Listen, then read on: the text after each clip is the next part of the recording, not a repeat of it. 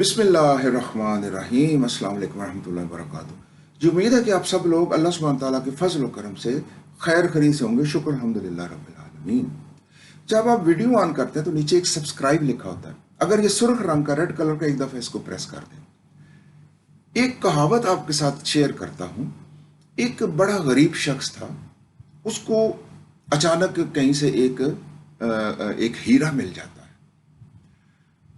जब उसको वो हीरा मिलता है तो उसको उसकी कीमत का अंदाज़ा नहीं होता कि ये कितना कीमती हीरा है।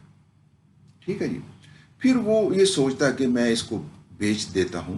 वो एक जोहरी के पास चला जाता है, उसको जाके कहता है कि मैं इसको बेचना चाहता हूँ। जोहरी जब उस हीरे को देखता है तो वो बड़ा हैरान होता है कि ये इतना कीमती हीरा इसको कैसे मिल गया, कहाँ से मिल गया।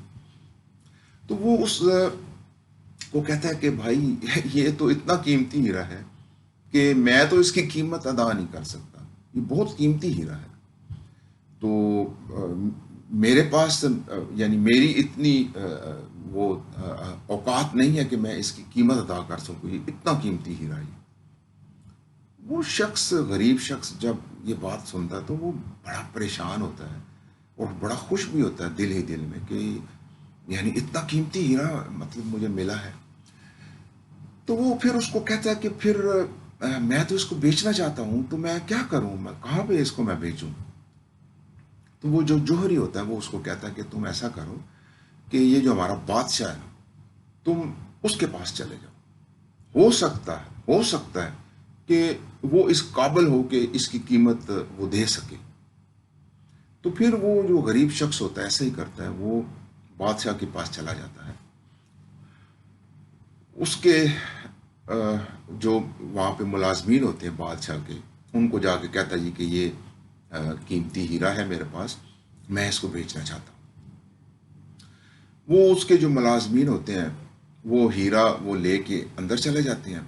बादशाह और वज़ीर वहाँ पे होते हैं, उनको जाके बताते हैं कि ऐसे ऐसे एक शख्स बाहर है, वो ये बेचना चाहता है। और बादशाह जब वो देखता है हीरे को तो बादशाह को भी अंदाज़ा नहीं होता कि ये इसकी क्या कीमत है। वो वज़ीर को कहता है कि देखो और मुझे बताओ। वज़ीर बहुत ही अक्लमंद होता है। बादशाह का जो वज़ीर होता है वो बड़ा अक्लमंद होता है। वो जब जैसे ही देखता है हीरे को तो वो समझ आता है कि ये तो बहुत ही कीमती हीरा है। और वो बादशाह को कहता है जी कि ऐसा है कि ये हम अपना सारा कुछ भी बेच दें तो इसकी कीमत अदा नहीं कर सकते, इतना कीमती हीरा है ये। बादशाह बड़ा हैरान होता है कि यानी हम सारा कुछ भी अपना दे दें तो फिर भी यानी इसकी कीमत नहीं अदा कर सकते, इतना कीमती हीरा है। तो बादशाह को बड़ा तजस्सुस होता है और वो यानी वो कहता है कि फिर अगर ये ऐसी सूरत हाल है, ये इतना कीमती हीरा है, तो फिर तो मैं इसको हासिल करना चाहूँगा। तो फिर वो बादशाह वज़ीर को कहता है कि भाई आप मुझे बताओ कि हम कैसे इसको हासिल कर सकते हैं। अगर हम अपना सारा कुछ भी बेच दें तो फिर भी इसकी कीमत अदा नहीं कर सकते, तो फिर मैं कैसे, कौन सा तरीका कि मैं इसको हासिल कर सकूं इस हीरे को। तो वज़ीर कहता है बादशाह को कि अगर आप वाकई ही इसको हासिल करना चाहते हैं और हम अपना सारा कुछ भी बेच दें फिर भी इसको हासिल नहीं कर सकते, इसकी कीमत नहीं अदा कर सकते, तो अगर आपकी ये ख्वाहिश है तो फिर मैं कोई तदबीर अख्तियार करता हूँ।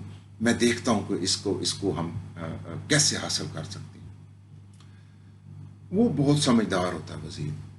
वो बाहर जाता है और जो गरीब शख्स होता है उसको कहता है कि भाई देखो, ये जो हीरा है ये हम खरीद लेंगे और ये हीरा आप हमें दे जाओ।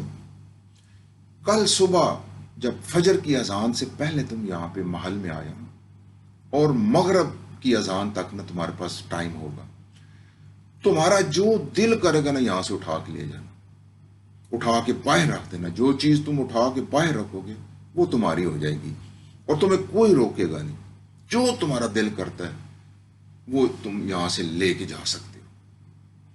वो जो गरीब शख्स होता है वो बड़ा खुश होता है और कहता है जी ठीक है। वो हीरा वज़ीर के हवाले करता है और चला जाता है। अब सारी रात जो है ना وہ خوشی کے مارے وہ سو بھی نہیں سکتا، اس کو نیند بھی نہیں آتی خوشی کے مارے، مقررہ وقت کے اوپر وہاں پہ وہ پہنچ جاتا ہے صبح فجر کی اذان سے پہلے۔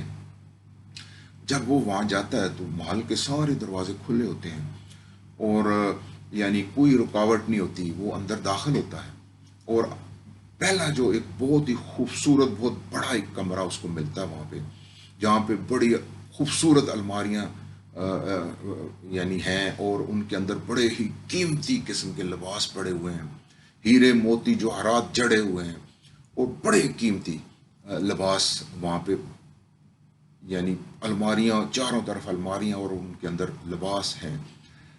وہ جب دیکھتا ہے ایک لباس کو دیکھتا ہے تو کبھی زندگی میں اس نے اتنا قیمتی لباس نہیں دیکھا ہوتا، ایک کو پہنتا ہے، پھر دوسرے کو ٹرائی کرتا ہے، تیسرے کو پہنتا ہے، پھر ایک اس کو پسند آ جاتا ہے، اس کو زیب تن کرتا ہے، بڑا خوش ہوتا ہے کہ اتنے قیمتی لباس ہیں یہاں پہ، اور پھر آگے جاتا ہے تو دیکھتا ہے کہ ایک اور بہت ہی بڑا کمرہ ہے، وہاں پہ بہت بڑی ایک ٹیبل لگی ہوئی ہے، جہاں پہ طرح طرح کے کھانے، لذیذ قسم کے اور تازہ کھانے اور خوشبوئیں آ رہی ہیں، وہ یعنی لگے ہوئے ہیں بہت بڑی ٹیبل کے اوپر۔ وہ جب دیکھتا ہے تو اس کو بھوک شدید لگی ہوتی ہے، وہ کھانا شروع کر دیتا کھانا، اور یہ کھا رہا ہے وہ کھا رہا ہے، سیر ہو کے کھاتا ہے وہ کھانا، اور بڑا خوش ہوتا ہے، بڑا انجوائے کرتا ہے، بڑا لطف اٹھاتا ہے ان کھانوں کا، اور پھر وہاں سے فارغ ہو کے پھر جب آگے جاتا ہے تو ایک اور بہت عالی شان کمرہ اس کو ملتا ہے، جہاں پہ بڑا اعلیٰ قسم کا فرنیچر پڑا ہوا ہے، بڑے اعلیٰ قسم کے بیڈ لگے ہوئے ہیں، بڑے اعلیٰ قسم کے میٹرس ہیں، اور وہ بڑا دیکھ کے وہ خوش ہوتا ہے، زندگی میں کبھی ایسی چیزیں اس نے دیکھی نہیں ہوتی۔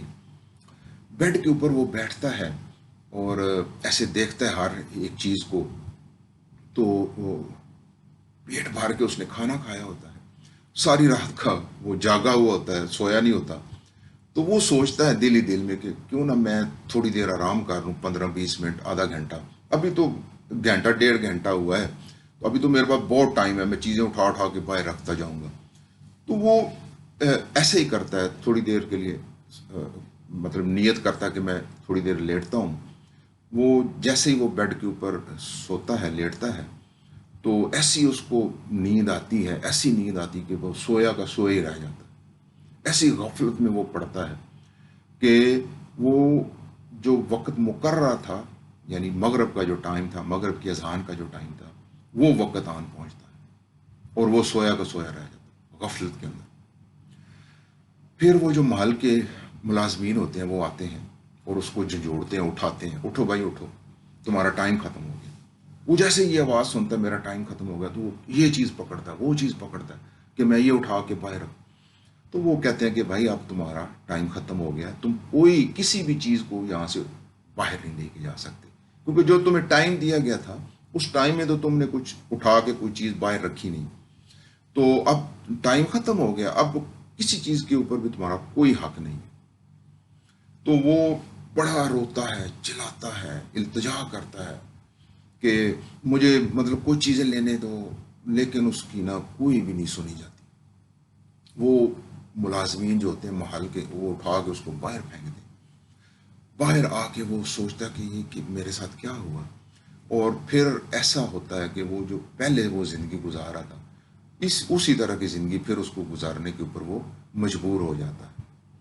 تو یہ جو ایک کہاوت میں نے آپ کے ساتھ شیئر کی ہے، یہ جو ایک روایت میں نے آپ کے ساتھ شیئر کی ہے،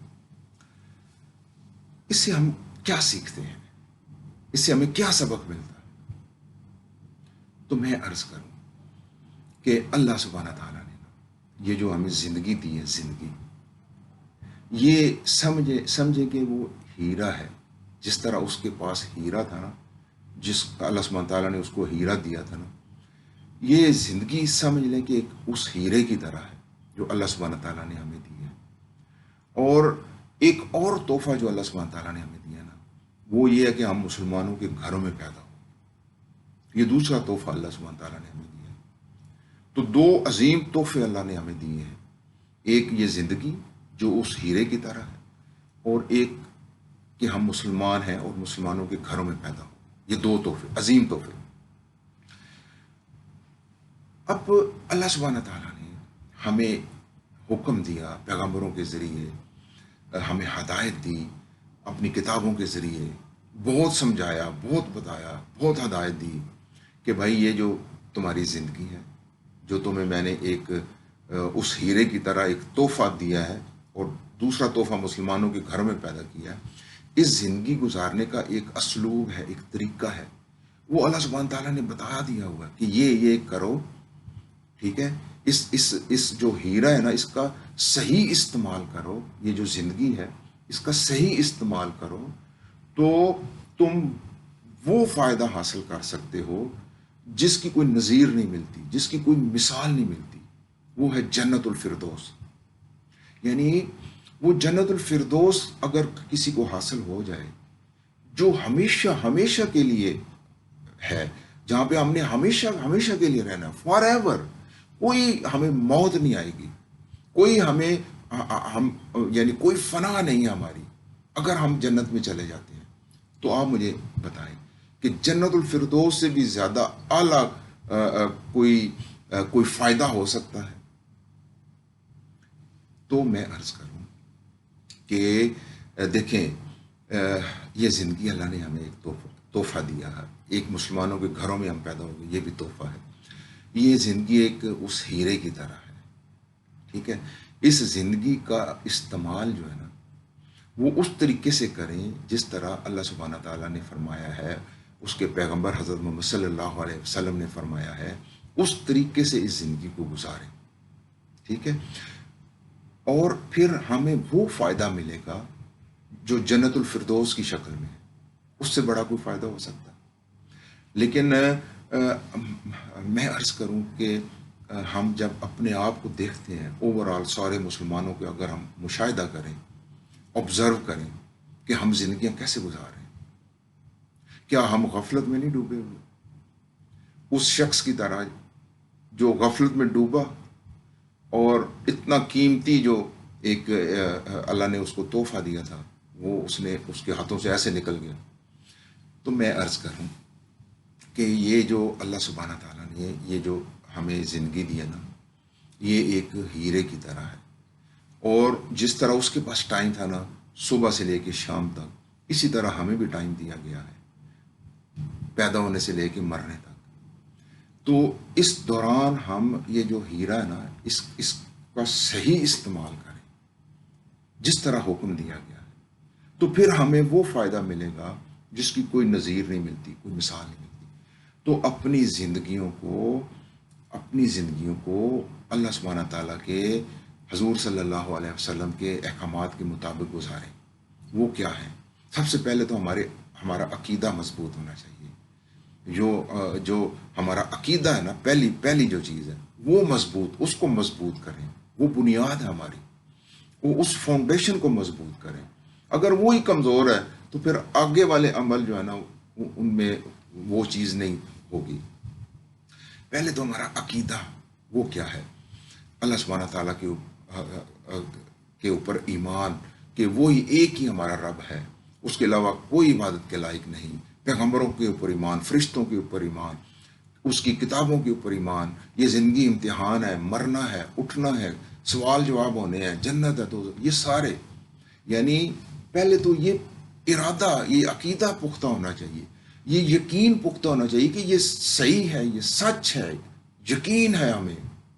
اور اگر یہ یقین ہی نہیں ہے تو آگے والے عمل کیسے ہوں گے؟ آگے والے عمل کیا ہے کہ اللہ تعالیٰ کی عبادات، یہ جو ہماری پرسنل زندگی ہے جس کے اوپر ہم نے بڑی ویڈیو بنائی ہے کہ وہ کیسے اللہ کے دین کے تحت ہم نے گزارنی ہے.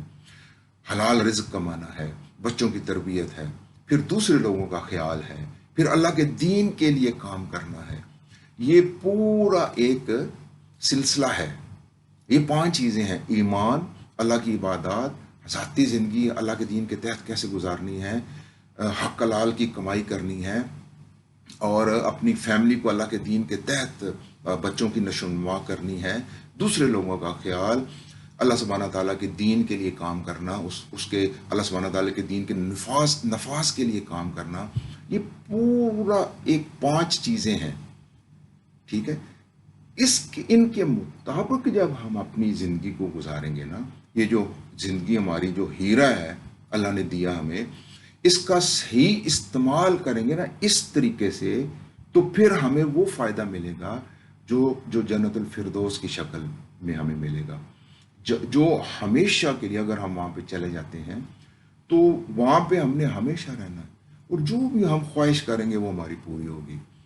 تو میں عرض کروں کہ یہ جو ہم غفلت میں ڈوبے ہوئے ہیں، غفلت میں، اس شخص کی طرح اللہ سبحانہ تعالیٰ نے اتنا عظیم زندگی کا ایک تحفہ دیا، اور دوسرا مسلمانوں کے گھروں میں پیدا ہو گئے، یہ بھی تحفہ، اور پھر بھی ہم غفلت میں ڈوبے ہوئے، پھر بھی ہم غفلت میں ڈوبے ہوئے۔ ہمیں اس غفلت سے باہر نکالنا پڑے گا اپنے آپ کو، اس غفلت سے باہر نکلیں، اور جیسے اللہ سبحانہ تعالیٰ کے احکامات ہیں اس کے مطابق زندگی گزاریں، تاکہ وہ بے مثل جو ہے نا، وہ جو فائدہ ہے وہ ہم حاصل کر سکیں۔ میں آپ سب لوگوں کا بڑا شکر گزار ہوں۔ شکر الحمدللہ رب العالمین۔ السلام علیکم ورحمۃ اللہ وبرکاتہ۔